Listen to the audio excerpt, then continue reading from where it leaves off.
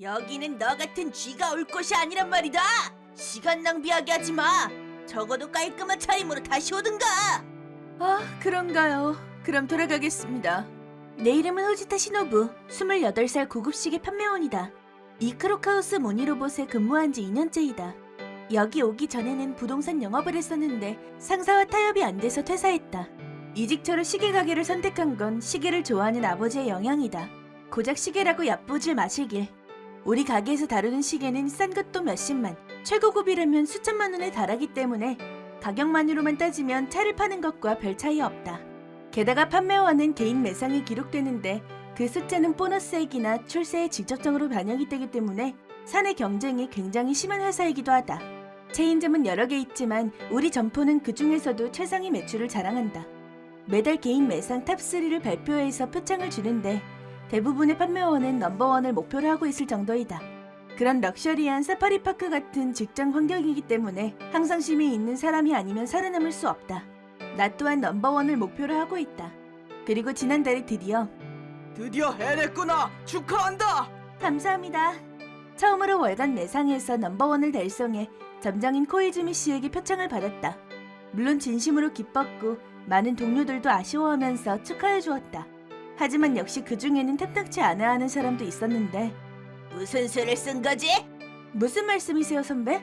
넘버원이 된 수 말이야. 정성스레 접객해서 매상을 올린 것뿐이에요. 거짓말하지 마. 쥐나 고양이한테만 말을 걸어대면서 그런 매상이 나올 리가 없잖아. 그렇게 말씀하셔도 특별한 건 아무것도 안 했는데요. 설마 너 점장이랑 그런 사이가 된 건 아니겠지? 그래서 좋은 고객을 넘겨달라고 했다든가. 선배, 그 발언은 성희롱이에요. 지금은 예민하신 것 같으니 넘어가 드리겠지만요. 아무튼 이대로 끝나진 않을 거다. 어디 일시적인 영광에 취해 있으라고. 수고하셨습니다. 노골적으로 질투를 부딪히는 이 남자는 같은 직장 선배인 나이토 코이지 선배이다. 나이는 30살로 지난달 매상 넘버원을 딴 인물. 아니, 지난달 내가 탑이 되기 전까지 이 점포에서는 나이토 선배가 부동의 넘버원이었다. 그래서 더욱 괜히 분한 걸지도 모르지만 이런 트집은 좀 그렇지 않나? 참고로 그가 말했던 코끼리나 고양이라는 건 우리 점포의 종업원 사이에서 통하는 은어이다. 100만 원 이상의 시계를 구입하는 부자 고객은 지갑이 크고 손님으로서 수명도 길어서 코끼리라고 부른다. 같은 논리로 몇십만 원짜리 시계를 구입하는 고객은 고양이, 드물게 방문하는 고객이나 사지 않고 보기만 하는 손님을 쥐라고 부른다. 개인적으로는 이 구별은 좀 그렇다고 생각하지만 뒤에서는 당연한 듯이 코끼리를 잡았다, 고양이를 놓쳤다 같은 말을 주고받는다. 위를 노리는 판매원은 다들 코끼리 손님을 원한다. 나이토 선배 또한 매번 수백만 이상의 돈을 써주는 고객을 갖고 있어서 넘버원을 유지할 수 있었던 것이다. 하지만 내 방법은 조금 다르다. 일을 시작한 지 얼마 안 됐을 때 주변 종업원들은 다들 코끼리를 잡으려고 애를 쓰고 있어서 파고들 틈이 없었다. 게다가 억지로 파고들어서 적은 파이를 경쟁해봤자 높은 곳을 노리는 건 불가능할 것 같았다. 그래서 나는 모두가 건성으로 대응하는 고양이나 쥐에 주력을 가해서 적극적으로 말을 걸었다. 이런 가게에 오는 건 꼭 부자만은 아니다. 보너스가 들어서 부모님의 생일, 출세 축하로 자기에게 주는 상 등 다양한 이유로 오기 때문에 평균적인 연봉인 손님도 많다. 구입할 수 없을 것 같더라도 언젠가 이런 거 갖고 싶다는 동경에서 쇼케이스를 구경하는 분도 있다. 굳이 그런 손님을 노리는 게 내 전략이었던 것이다. 처음에 동료들은 나를 무시했다. 실제로 매상도 아래에서 세는 게 빠를 정도의 순위에 머물렀다. 하지만 그래도 내 전략을 믿고 1년 반 정도 계속 싸운 결과 드디어 최근에 성과가 나온 것이다. 예를 들면 처음에는 쥐였던 손님이 고양이가 되거나 아니면 고양이였던 손님이 코끼리가 되어 돌아온다거나 또 내 접객을 마음에 들어 하신 분이 다른 손님을 소개해주거나 한 것이다. 이게 내 노림수. 코끼리 손님은 귀하게 대접받는 것에 익숙하기 때문에 판매원이 아무리 아부 떨며 다가가도 별로 특별하게 느끼지 않는다. 하지만 그렇지 않은 분은 판매원의 대응 방식을 제대로 보고 있어서 성의를 갖고 대하면 진심으로 기뻐해 주시기도 한다.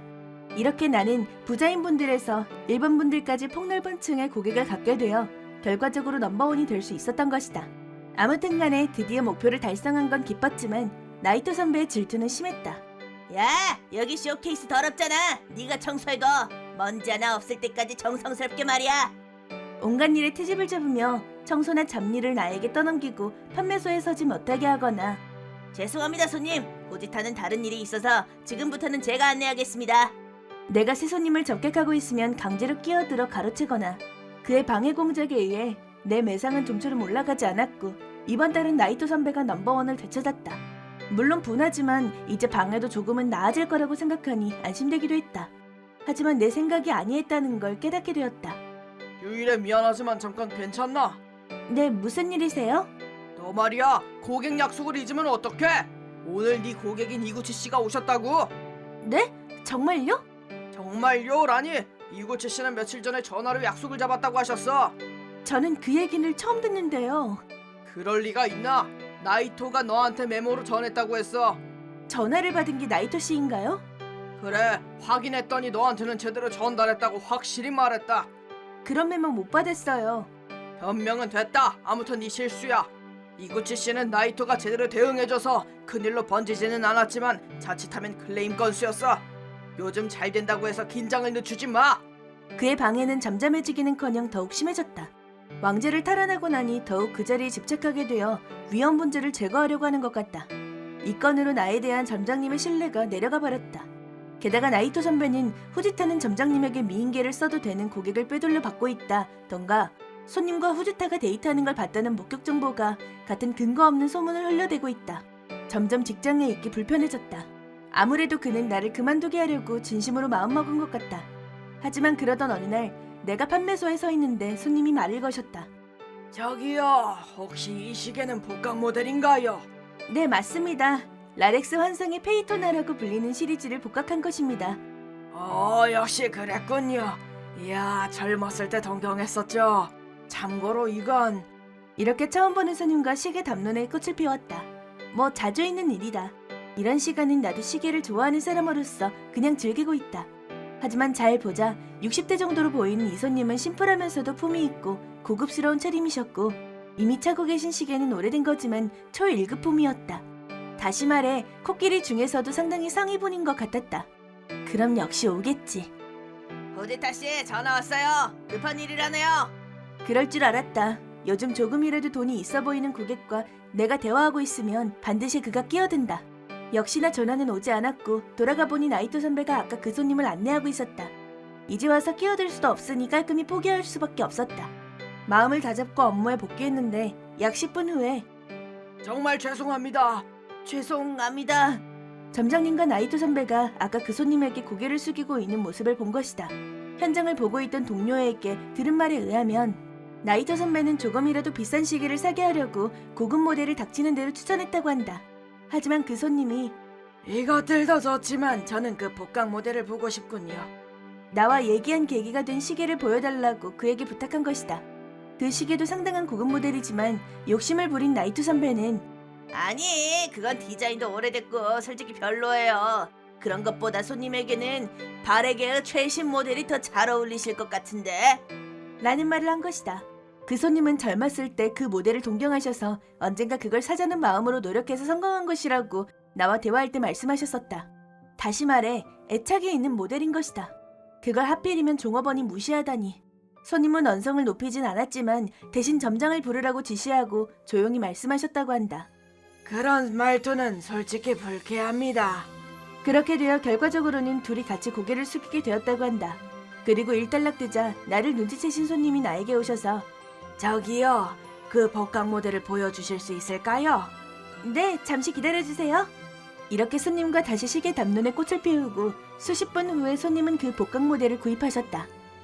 후일담.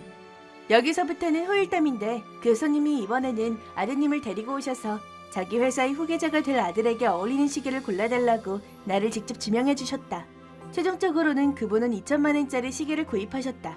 이건 탑클래스 매상원도 쉽게 팔지 못하는 최고급 모델. 이 장의 홈런이 결정타가 되어 나는 다시 월간 매상 탑에 서게 되었다. 그런데 이 건으로 나이토 선배는 폭주했다. 나뿐만이 아니라 다른 종업원을 대하는 태도도 심해져서 분별 없이 손님을 빼앗기게 되었다. 하지만 이 모델은 어떠십니까? 분명히 잘 어울리실 겁니다. 하지만 예산보다 훨씬 비싼데? 하지만 이건 내부 구조가 훌륭해서 미안, 다음에 다시 올게.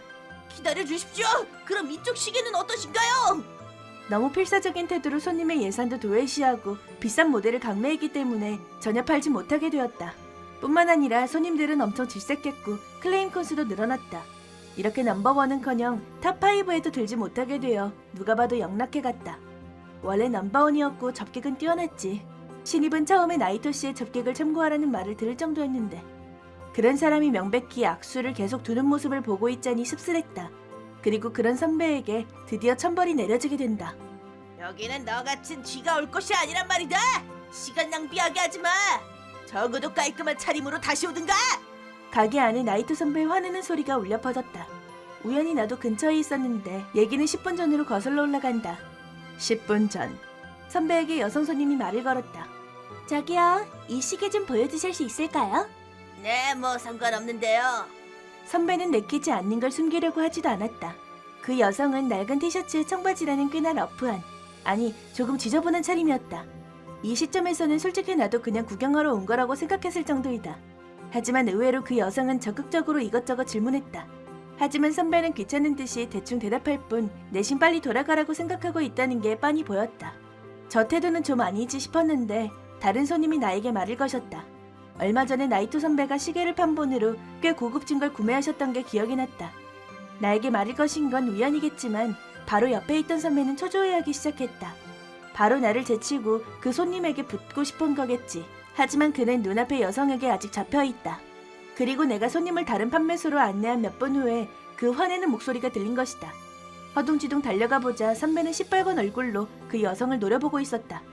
아무리 가망 없어 보인다고 해도 이 태도는 판매원으로서, 아니 애초에 인간으로서 완전히 아웃이다. 하지만 여성은 차가운 태도로 아 그런가요? 그럼 돌아갈게요 라고 하면서 발걸음을 되돌렸는데 다음 순간 가와모토 멜로님, 잠시 기다려주십시오. 쇼란을 듣고 온 점장님이 허둥지둥 그녀를 멈춰 세운 것이다. 카와모토 멜로님? 이상한 이름이지만 어디서 들어본 것 같은데? 안녕 코이즈미 씨, 오랜만이네. 점장이 되었다는 말은 들었어. 네, 덕분입니다. 저 남자 직원이 돌아가라고 하길래 돌아가려던 참이야. 그러자 점장은 안색이 파래져서 그 자리에서 엎드렸다. 정말 죄송합니다. 저 녀석의 말은 무시해주세요. 아, 당신 대체 교육을 어떻게 하고 있는 거야? 드릴 말씀이 없습니다. 저 직원은 엄중히 처벌하겠습니다. 그리고 나는 드디어 그녀의 이름을 어디서 들었는지 떠올렸다. 카와모토 멜론이라면 일본을 대표하는 초인류 소설가이다. 즉, 저 여성은 겉모습과 달리 엄청난 코끼리였던 것이다. 나중에 들은 말인데 카와모토 씨는 점장님이 전 점포에서 판매원을 하던 시절 자주 방문하셨었는데 우연히 취재로 이 주변에 오게 되어 가게에 들렀다는 것이었다. 차림새가 초라했던 건 집회 기간 중에는 최대한 편하게 입고 싶어서라는 이유라고 한다. 뭐 아무튼 나이토 선배는 점장님의 중요한 손님에게 하필이면 화를 내버린 것이다. 앞으로 선배가 어떻게 될지는 쉽게 예상이 가지만 대체 무슨 짓을 한 거냐? 죄송합니다. 사과로 끝낼 문제가 아니야. 미안하지만 자네가 요즘 하는 짓은 더 이상 감싸줄 수가 없다. 자넨 이제 해고야. 그것만은 손님에게 화를 내는 판매원을 세워둘 수 있겠냐? 당연하다면 당연했다. 선배는 드디어 해고당했다. 몇 번이나 해고만은 봐달라고 울며 매달렸지만 점장님은 들어주지 않았고 선배는 그대로 조용히 사라졌다. 나는 점장님의 명령으로 와카모토 멜론 씨의 접객을 맡게 되었다. 현재 일단 넘버원이니 뭐 타당한 거겠지. 어머, 당신 정말 시계를 좋아하는구나? 얘기하고 있으니 기분이 좋아져. 감사합니다. 아까 그 무례한 남자가 뭔가 당신에게 이상하게 집념을 불태우는 것 같던데? 눈치채셨어요? 이래봬도 소설가니까 인간 관찰은 특기거든. 앞으로 당신에게 시계를 사는 대신 지금까지 있었던 일을 말해주지 않을래? 재밌어 보이는 냄새를 놓칠 순 없지. 그렇게 말하면서 카와모토 선생님은 소녀 같은 장난스러운 미소를 지으셨다. 대선생님께 받은 부탁을 거절할 수는 없었다. 무엇보다 점장님도 카와모토 씨의 기분이 좋아진다면 뭐든 하라는 것 같았고 나는 특별히 VIP 룸 사용을 허가받아서 이 시계 가게에 오기까지의 일 그리고 나이토 씨한테 받아온 갖가지 괴롭힘에 대해서 선생님께 말씀드렸다. 선생님은 계속 묵묵히 사각사각 펜을 움직이셨다. 대단하다. 소설가가 펜을 움직이는 모습은 처음 봤어. 그리고 약 1시간 후 얘기를 마치자 선생님은 눈을 반짝이며 내 손을 잡으셨다. 좋아, 좋다. 이거 꼭 다음 신작 소재로 쓰게 해줘. 네? 고급 시계점에서 키워지는 손님과 직원의 인연, 그게 성과가 되어 나타나 점포에서 처음으로 여성 넘버원 직원 자리를 차지한 주인공, 그걸 질투하는 전 넘버원. 둘의 경쟁은 치열했지만 전 넘버원의 음모에 의해 함정에 빠지는 주인공. 그때 나타난 초라한 손님 한 명. 좋아, 좋다. 빨리 돌아가서 플랫을 다시 짜야지. 일이 일단락되면 당신한테 다시 시계를 찰 테니까 끼빼더. 오늘은 이만 실례할게. 네. 기다리고 있겠습니다. 내 배웅도 들리지 않는지 바로 택시를 불러서 바람처럼 사라졌다. 가와모토 선생님은 어땠어? 괜찮을 것 같아요. 다음에 사실 시계는 끼빼달라고 부탁하셨거든요. 모닉스 레인보우 모델이에요. 그거 하나에 5천만에 나는 이 가게 최고의 시계잖아. 훌륭해. 후지타군을 접객으로 붙인 나는 틀리지 않았어. 그런데 점장님은 제가 나이토 씨에게 방해받을 때 알고 계셨죠? 아니 그게 이 가게를 그만둘까 고민했을 정도라고요. 솔직히 점장님에 대한 신뢰는 제로예요.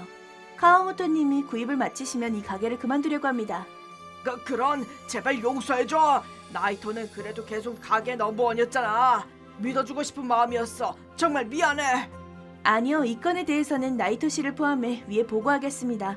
다른 직원들도 나이토 씨의 방해로 클레임 대응에 쫓기느라 고객이 멀어진 사람들도 있다고요. 완전히 점장님의 감독 부족이에요. 이렇게 나는 그날 안으로 보고서를 정리해서 본사에 보냈다. 다음날 점장님은 호출당했고 현장은 내가 지시하게 되었다.